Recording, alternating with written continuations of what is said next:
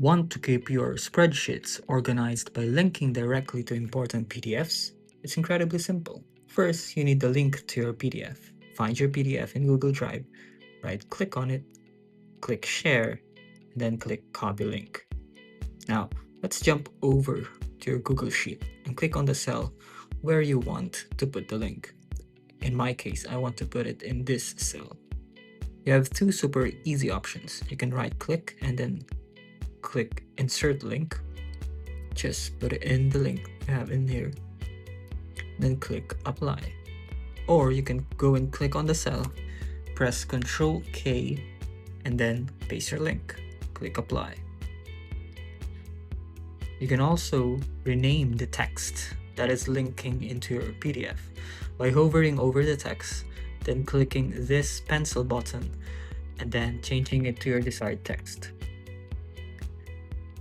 And you're done. You now have a clean, clickable link right in your cell. When you click it, the PDF opens instantly.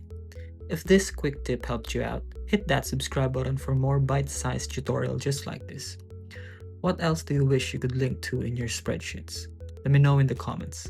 Thanks for watching.